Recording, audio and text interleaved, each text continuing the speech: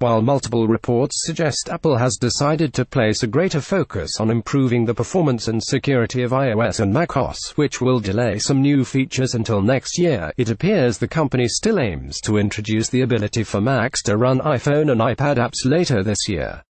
Gurman and Ina Fried, reporting for Bloomberg News and Axios respectively, both claim the framework for combined apps remains on Apple's software roadmap for 2018, despite some planned iOS 12 features likely being pushed back to 2019, including a new home screen with a redesigned grid of app icons.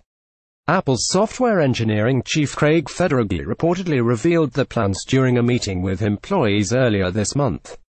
Last month, Gurman reported the developers will be able to design a single third-party app that works with both a touchscreen and a mouse or trackpad, depending on whether it's running on an iPhone, iPad, or Mac. Apple would presumably also streamline its own apps on the desktop and mobile. The report didn't explain how all of this will work, but Apple could be planning to release a new SDK with new APIs that enable true cross-platform functionality.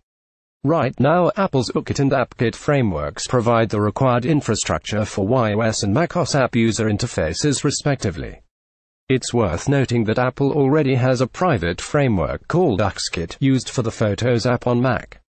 In 2015, Jason Snell said UXKit sits above the Mac's familiar AppKit frameworks and strongly resembles UKit on iOS.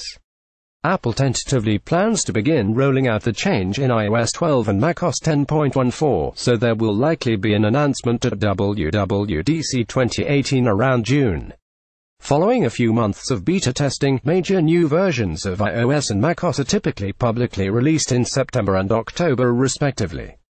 The project is reportedly codenamed Marzipan within Apple. Gurman speculated that universal apps would make it easier for Apple to one day create a single operating system for all of its devices, should it ever go down that avenue. At the very least, it could bring some renewed attention to Mac apps. Apple would be following in the footsteps of Microsoft's Universal Windows platform, aimed at helping developers create universal apps that run across Windows 10 and Windows 10 Mobile, the latter of which is being phased out.